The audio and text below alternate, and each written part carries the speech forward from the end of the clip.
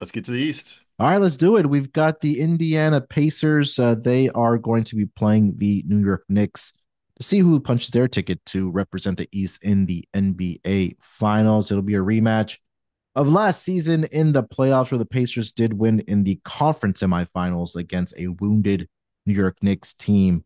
But the Knicks get it done on their home floor against the Boston Celtics. Of course, no Jason Tatum for the Boston Celtics, and they pretty much shut the door and didn't even want to get to a game 7. So here they are. Was it 25 years later? Is it, Mac, that the Knicks are in the Wow. Eastern Conference Finals here? And they'll take on a team that was just there in the Indiana Pacers. Currently looking at the series prices for this matchup. This is over on DraftKings, and this number has been definitely fluctuating. I've seen it as low as minus 135, but the updated number right now is minus 145 in favor of the New York Knicks, plus 125 for the Indiana Pacers here, Mac. Um, Surprised a little bit to see these odds, but what are your thoughts on this series? And who do you think represents the East in the NBA Finals? I think the Knicks do. Question for you, pop quiz before Sure. we get into it. Who is the last team that the Knicks played in the Eastern Conference Finals 25 years ago? Shoot. So they So didn't win it. They lost this series, so they didn't go to the finals 25 years ago. 26 years ago they did. 1999, would it be? 2000, 1999-2000 season was the last time they got there. It's not Cleveland, is it? No, Cleveland didn't make the finals in the No, no, no, no. early So that's 2000s. too. I was like, no, that's too early, LeBron. Yeah, yeah, yeah. No, it's way before that. I think Isaiah Thomas was the GM at the time, maybe, or even before that. Jeff Van Gundy was the coach. God, I Who's another team in the NBA that you were thinking about during this conversation? it's either Miami or Boston. Indiana, in the Indiana Oh wow. Pacers. Not only did they lose to them that year, but they beat them the year before, and they lost to them in 1998, the year before that, when the Pacers made it to the Eastern Conference Finals. So this is somewhat of a rivalry renewed. Obviously, they played last year, and that's where I want to start my handicap Okay. because when I look at game one, and the Pacers were better than I thought, better than the market thought. They were better this year. They were better last year. They covered most of the 3 games out of 4 against against the Celtics.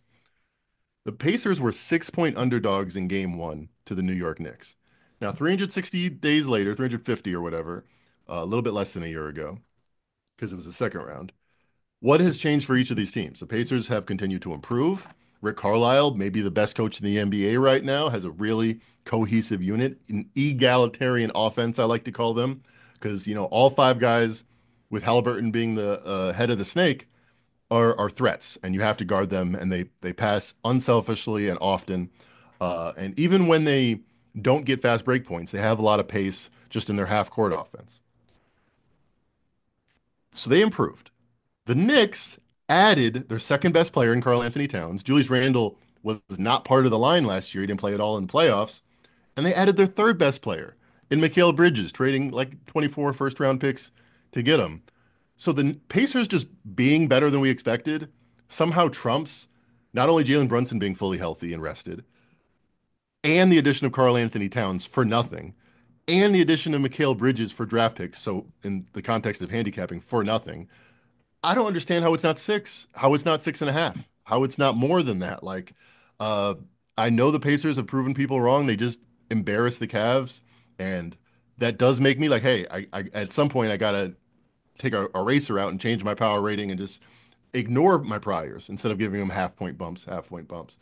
Uh, that said, I have a hard time understanding how people could think the Pacers are the right side here. The Knicks are a lot better than they were last year, and they should have beat them last year if it wasn't for injuries.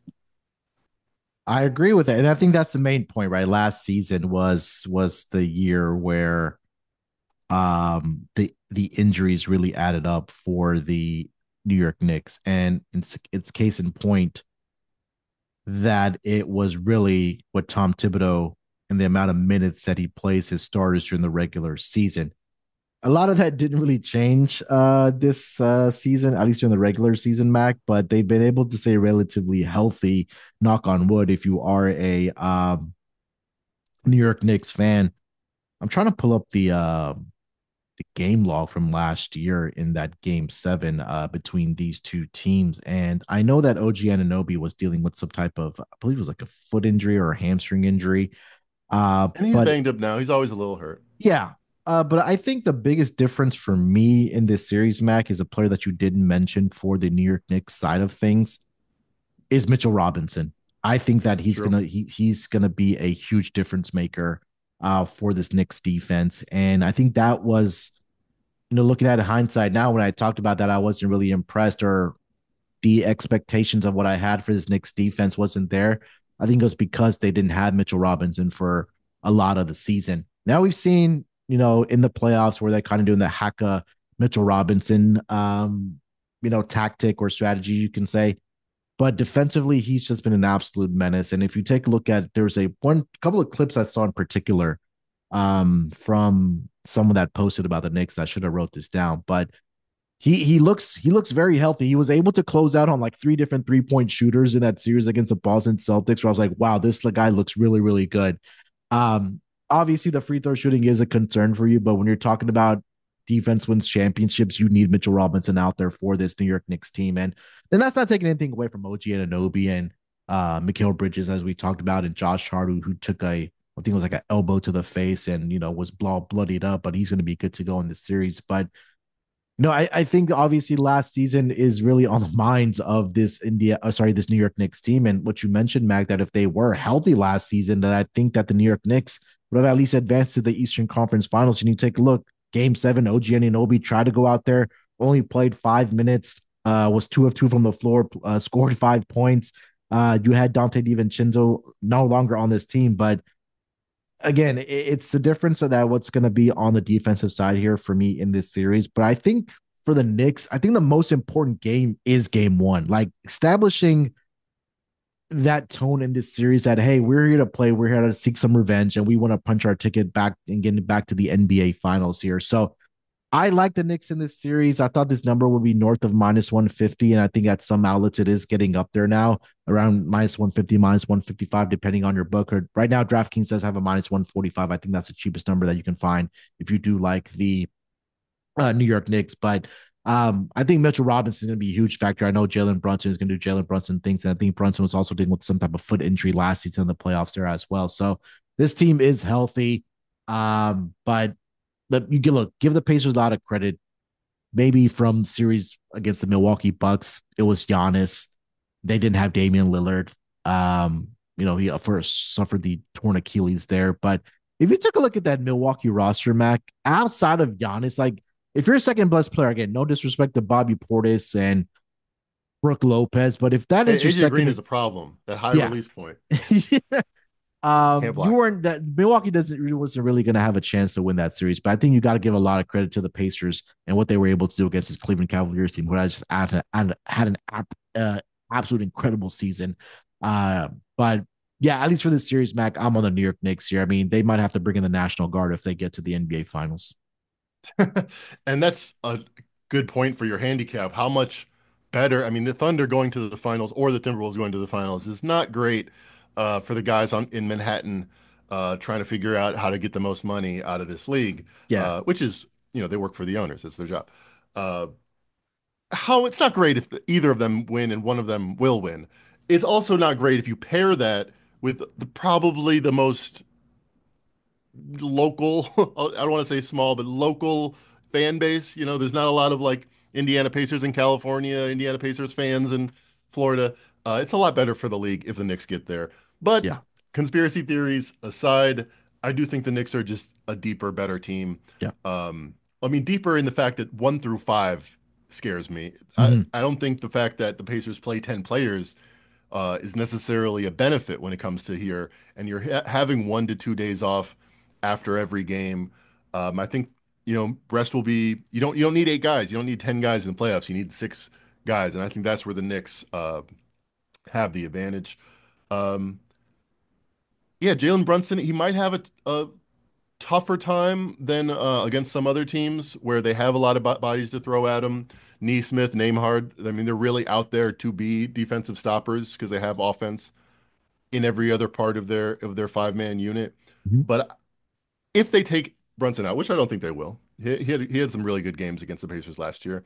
I think Karl Anthony Towns, who outside of missing all of his threes, had a really good series against the Celtics, and I think really good last couple of years of the playoffs. Much like Julius Randle went from you can't play him in the playoffs, he's not doing anything, to like, hey, he's actually dominating his matchup. He's dominating Draymond Green on the other end of the court.